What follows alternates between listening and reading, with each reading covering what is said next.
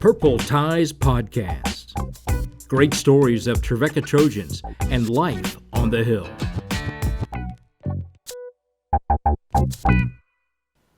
Hey friends, I'm Michael Johnson, and today on Purple Ties Podcast, number 13, Lucky 13, and the lucky winner of Guest of the Day is my good friend and yours, Steve Pennington. Hey Steve, good to see you, buddy. Good to see you, Michael. Thank you so much for inviting me. You're so welcome. I'm here today, ably assisted by our engineer, David Klimkowski. Greg Ruff likes to remind us that DK has to stay in an undisclosed location. I'm here in my office on the campus of Trevecca Nazarene University, and Steve, you're in an office somewhere. Is that your home office? Yes, I'm in my home office near the campus. Speaking of the campus, this place has been a part of your life since very early on in your life. Tell us just a little bit about your family and your historical connection here to Trevecca. Sure. Both of my parents attended Trevecca, and when they got married, my dad had already graduated. My mom had not. They married, and then they moved to Georgia, and my dad pastored. He also was a high school principal, and then he went to Ole Miss, Oxford, Mississippi, and he completed a doctorate, and then moved to Nashville and came on to chair the education department at Trevecca. This happened in I was 3 or 4 years old, so this was 1959 or 1960. Do the math. I'm very old. And so I grew up as kind of a professor's kids, as we used to say. There were PKs, preacher kids, and then PKs that were professor kids, and other friends of mine that were professor kids at the time. And so I grew up on the campus hanging out while I was still in like first or second grade. Maybe first grade, my mom went back to Trevecca and finished her degree. She loved to tell stories about students hitting on her. Yeah. I'm sorry, that professor is my husband. Your mom is quite a piece of work, and I know that she more than held her own in any of those kinds of situations. You mentioned being a professor, pastor's kid, growing up, and there's a lot of stories that could be told with that. I happen to know that, you're a year or two older maybe than Ron Jones, and certainly a few years older than Steve Hoskins, but those guys grew up around here around that same time. And I know personally, I came into that friendship a little bit later, not coming here to Nashville until 1978, right after you had graduated. But it's been kind of interesting to maintain those strong ties with men like that, even here after all these years, isn't it? Yes, definitely. And coming back, I was away from Nashville for many years and then returning about 8 years ago. And one of the joys of that, of course, is reconnecting or having more time. We've always stayed connected, but having more time with so many dear friends that are here, that many of them I grew up with and grew up together on the campus at Trevecca and the Trevecca Community Church. So you went to, was it McGavock High School? Was that right? Yes, I went to from ninth grade. As I finished ninth grade, the desegregation plan took place in Nashville. We were in that transition in the city, and I went 1 year to Pearl High School, and then I finished the final 2 years at McGavock High School. And then chose to come here to Trevecca. Was that sort of a default choice, or was it something that you really felt drawn to, perhaps because of all the years of association with it, but also because of certain things about Trevecca that were attractive? Comment on that, if you would. Yeah, growing up on the campus, and I have an older sister, 4 years older. So she was attending Trevecca, and she had all her classmates and roommates, and I was the little brother. I got to know a lot of them. I used to come over to the campus after school when I was in high school and ride my bike over the campus when I get out of school. And I was a gym rat for many years, and I would play pickup game ball with all the students, some of them would actually let me touch the ball every once in a while, right? And I had no intention of going anywhere else. I just wanted to go to Trevecca. I love Trevecca, Yeah. And I was very happy to be able to come here. That's awesome. A little bit of trivia. I think I'm right about this. I think Mary Lou was on the first iteration of women's basketball here back in the early to mid 70s. Does that ring a bell with you, perhaps? I think so. I think that's probably true. They played an intercollegiate schedule for a year or two, and then it wasn't until the late, I guess, mid 90s that we brought it back here. But yeah, you had a lot of fun in college. I know this to be a fact. I mean, I didn't know you well until after I got to Nashville and began to get to know about this legendary Steve Pennington character and all of that. But we've got some photos that are rolling now from your college years. And a couple of things stand out there. I mean, you were in Circle K. I know you had a lot of fun with that. You were involved in student government. You were an intramural football all-star, or at least you had that green jersey there. All-star Gamma, man. We ruled. Gamma ruled. It was awesome. We played David Liscombe 3 times. That was great. That was a fun night. That was one of my favorite memories. I'll tell you that story if you want to hear it. A couple of shots in there that people may notice include you in costume. And I don't know if you dressed up a lot as a kid. By the time you got to college, you were in a movie called How the West Was Fun. I think that John Jeffries and I don't know who else worked on that project with him, but you guys like to dress up for Halloween too. That sure you and Ron Jones and a couple of the guys. Just what are a couple of the things that stand out to you about your college years that maybe helped springboard you into what you ended up doing with your life's work? The whole Trevecca experience was just wonderful, and it was a lot of fun. And it was Trevecca at that time was much smaller, and so it was much more of a tight community. Maybe, I don't know. It's fair to say, but it was a very tight community to compare it with today. And so the on-campus life was for the most part just a wonderful thing, and there was just a lot of fun. I mean, just a lot of fun. And somewhere in there, we got an education. A lot of great professors that really, and I know this is true today, that connected into our lives and really pushed us to learn, and cared about us. It was really obvious. A lot of great friendships that began there that continue today. And like I said, there was just a lot of enthusiasm and fun, a lot of creativity, a lot of imagining what the world could be one day, and so it was just a great, amazing time. We did have this kind of sidebar thing where we started making these movies, and it was just something we did, and it turned into just a big fun project. I started off a major in the science. I really thought I might go into not medicine, but maybe more biological sciences. I was always interested in specifically marine biology. I used to do a lot of scuba diving and still do that a little bit.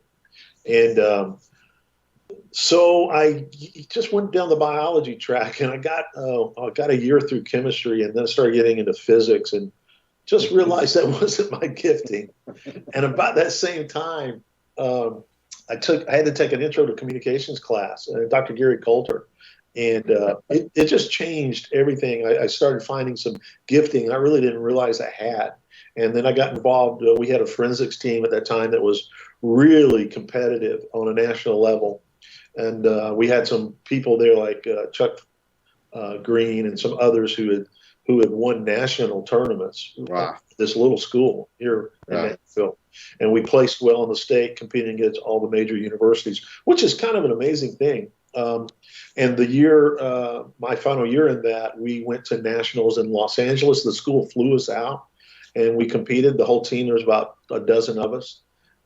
Myself and Linda Bowers we had a duo interp piece we did that we had won the state with, and then we placed in the top third in the nationals. So that really kind of began to set a course in me of discovering some talents.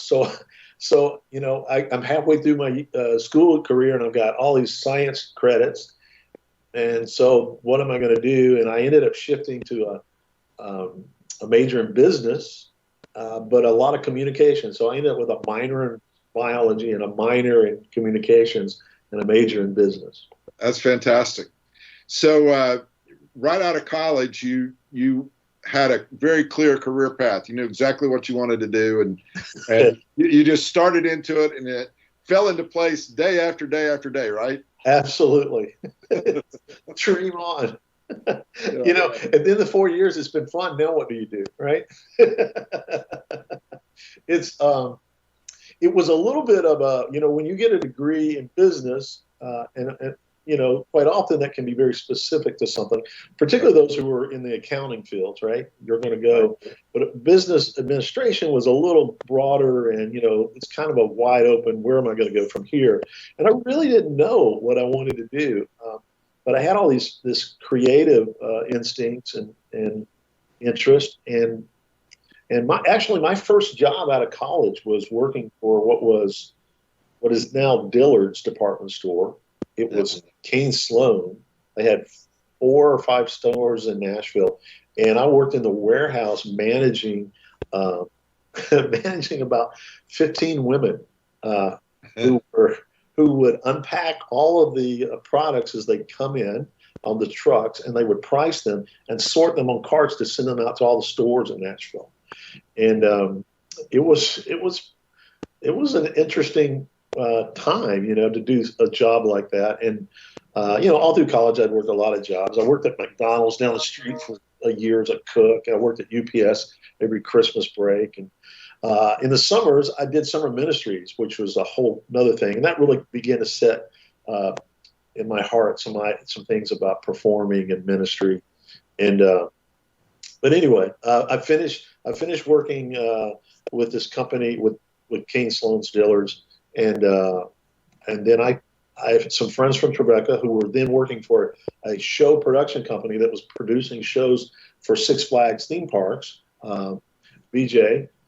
Bob Johnson, who had been on faculty there at Trevecca, they called me and said, "Hey, we have a show at Six Flags in Atlanta, and we're going to add another show that involves puppetry." And I'd gotten involved in puppetry when I was in college, and actually in high school, and come down. So I came to Atlanta and found myself writing and creating and performing at a puppet show in Atlanta for the next year, actually working for a production company that produced shows for theme parks. And then they produced a show for schools, and all of a sudden I was doing that, and that set me on the course for the rest of my life. You were able to take what you learned through those experiences, and tell me about was Pro Kids, the school programs that you did, was that your brainchild? Did you partner with someone else who already had something like that going? Because really, those school programs ultimately led you to a lot of really amazing experiences over the next few decades, right? Yeah, the company I went to work for, they were called the People Movers, and they had a school assembly program. And I was with them for a little over 2 years, and then I decided I was going to come back to Nashville and decide what to do next. And in that season, they actually went out of business. And I thought, I want to continue doing something like this. So I teamed up with some folks, actually teamed up with Mike Eastet was involved with helping me. And we launched a thing called Pro Kids. And I started speaking at children's camps, and we developed a school program. That grew to, at one point, we had about a dozen performers all around the country doing school shows. Today, there's 3 in America and 1 in the UK doing the Pro Kids shows. So it still is alive. It's amazing to me. It's an assembly program and a family night. And and it uses music, magic, and comedy and storytelling to communicate values and character to kids during an assembly and the family night where you bring moms and dads and kids together for a family celebration. In a typical season, you would travel around and maybe be in 100 schools. So you would do hundreds of shows and thousands of people. And I've probably personally performed 5,000 or 6,000 elementary schools all across the country over the years. So I used to do a lot of that. And it's an amazing dynamic discipline of learning how to do a one-man show to an audience of 500 or 600 people every night and how to engage them. And it's quite an amazing school of performing to be involved in. And from that, a lot of great things happened. I teamed up with one of my college roommates, Greg Page, Trevecca grad, and we formed a video production company called Pro Kids Productions. Yeah. Dave Prevett, another Trevecca grad, was involved with that and we launched a project, and it was all launched around a thing called Snowbird, which was a puppet promotion character that we got involved with the NBC television station here in Nashville. That grew to a licensed promotion that we sold to about 30 stations around the Southeast at one point in time, and really built the production company around that. And from that, I did a lot of theme park work. Used to write and direct shows for Opryland, a theme park here in Nashville. Had a show at Silver Dollar City in Branson, Missouri. And just a lot of show production work. But all of its kind of central theme is family, connection, entertainment. We launched a puppet production company when we scored some contracts and produced some things with Disney. I did some work with Disney through that. And just been pretty amazing when you think about it, because just don't go to college and you get here's what you're going to do. You get the skills and tools and relationships, and then you go out and you just start trusting God and finding your way and working hard and developing some confidence, and then the doors open. That's how it works in this world. And you talked about how you went through the process of working on these programs and producing shows and whatnot, but somewhere along the way your work with children and families began to shift more toward the church world. And if I remember correctly, that would have kind of gotten underway perhaps with Rick Warren and Saddleback Church out in California. Am I right about that chronology? Yeah, well, from the beginning, the goal of Pro Kids was to do ministry work and also do things in the public marketplace. So a lot of my time was spent like speaking at children's camps, Christian camps, of course, and church events, and supporting over the years, youth and missions, summer ministries. Right. Used to write curriculum for that and do training for that for many years, like 12, 13 years. And so from the beginning, always kind of had one foot in both worlds, thinking that that's the way it should be, that they should each inform one another, and that there's real balance in that, Sometimes I think that in ministry, a little sidebar here, it's real easy to get in somewhat of a ministry bubble and not have appreciation for what the layman has to deal with, right? Yeah. So it's kind of nice to kind of be in both worlds. So it gives you a different perspective. And as part of that, I used to go out and do camps for a little church in Southern California called Saddleback, which used to meet in a tent. And I did that for many years. And then they blew up. They just got bigger and bigger. And one of my friend who was the children's pastor there had been bugging me for years to come out there and get a real job. So they built this new children's building that was just so creative, and it was like an $11 million children's building. It was just, and then there was all this opportunity to produce things that whatever we imagine, and there was somewhat of a blank check to do things. I love to tell the story about one Wednesday, Rick Warren called us in and said, we've got a problem getting people into our building, into our worship, because the parking lot can't be flipped enough quickly enough. So we were doing 3 services on Sunday, and people will pull up to attend and they can't find a place to park, so they leave. So that's on a Wednesday. So they said, here's our solution. Beginning this Sunday, we're going to do 2 services on Sunday, and we'll add 1 to Saturday. So we'll do 2 on Saturday, and we'll add 1 to Sunday night. We'll do 2 on Sunday night. So this is on Wednesday. All right, so go, get it done, right? Well, I'd grown up in Nazarene world where that decision would have taken 6 months and lots of committees, and so that kind of thing just really is amazing to watch, that the ability to be flexible within an organization, to be responsive. Those are the kinds of things that you see more in the business world for businesses that survive. And Rick Warren's a big student of that. But to see it in action was quite a laboratory, quite a learning experience. You transitioned from Southern California to Central Florida.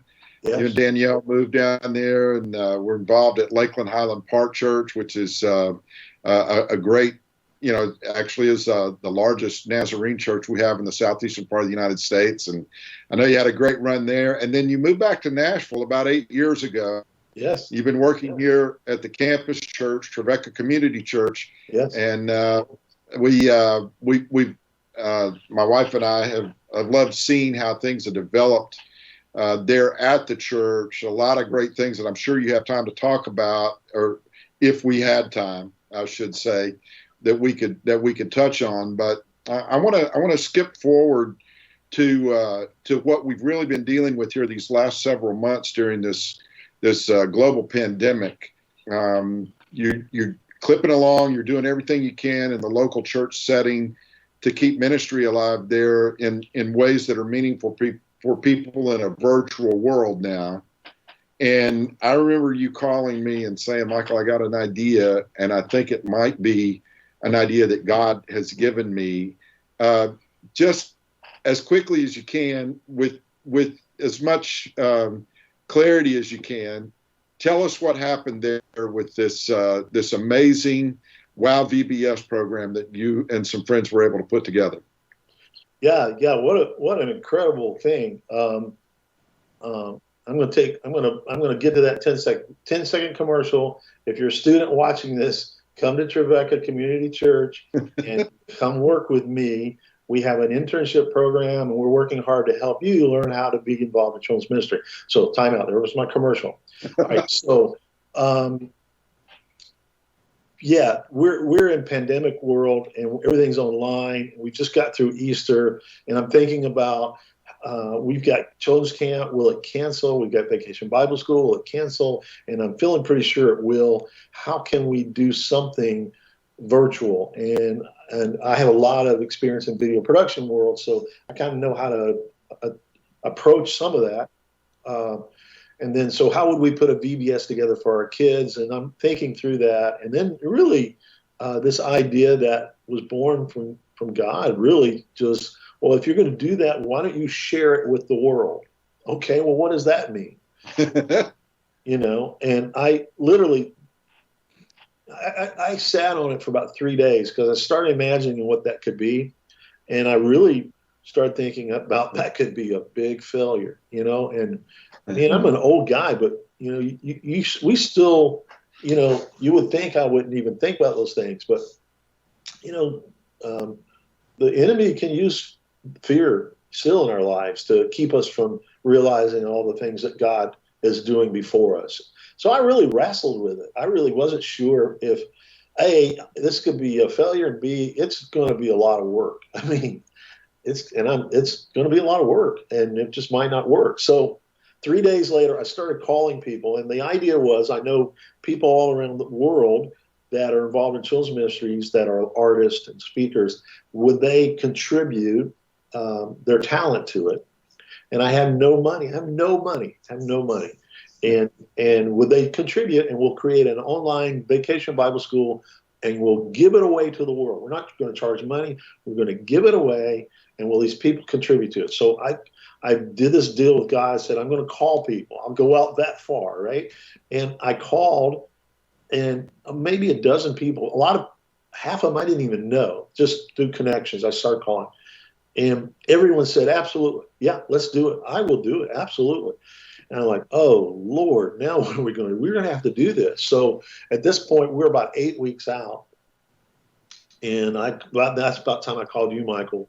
And we decided to do it. So for the next 8 weeks, we charged ahead, and we were coordinating, creating a theme song, and I connected with an artist in Australia to help write it, an artist in New Zealand, and an artist in the UK, and we're all writing and producing this music, and we did creating all this video, and connected with Tim Evie in South Africa to connect us with children in Africa, and a friend of mine in the Philippines, and someone in Hong Kong, and we're shooting video of kids all around the world that are participating, and I'm sitting in this office editing 14 hours a day, and we just started doing it. And about 5 weeks out, we set up a website, and we went live, and we started announcing it. We have no platform. All we have are the relationships with all the artists and their email addresses, and we just started sending it out.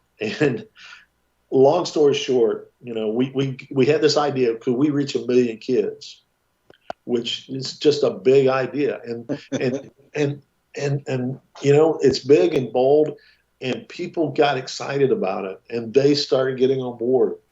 I don't know that it will reach 1 million kids, but we've reached a few 100,000, I'm sure. We had 12 to 1,400 churches in 67 nations opt in to do it. We would stream it. It ran for 2 weeks, and we streamed it every hour. And so wherever you were in the world, you could go online and catch the stream and share it with your people. We developed resources. We translated some of those resources into French and in Spanish. Right now, it's being translated for some churches in Korea, and without anyone knowing it, it's being snuck into China with some right now. It's pretty cool. Well, I love the chronology of this time we've spent together, where you think about being born into a family that's connected here to Trevecca, and watching how God worked through all of these different circumstances in your life to bring you to the point where you are today. And I know that we've missed out on heading down to Atlanta to see a ball game or two, or maybe some of the other things that have been so difficult to carry on during this most unusual time in our world's history. But I believe that God was preparing you all the way through, and preparing your heart for this moment when you could do something that would leave people with nothing else to say except, wow, look what God did.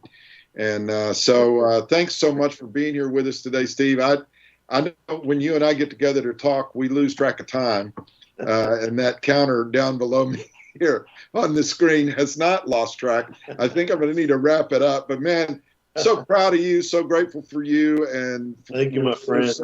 Buddy. So excited that you were able to be with us here today.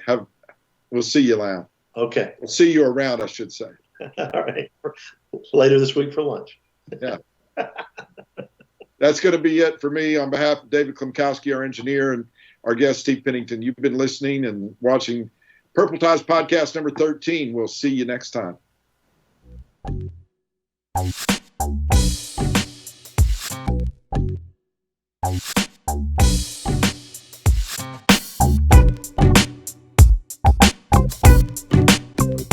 Purple Ties Podcast. Great stories of Trevecca Trojans and life on the Hill.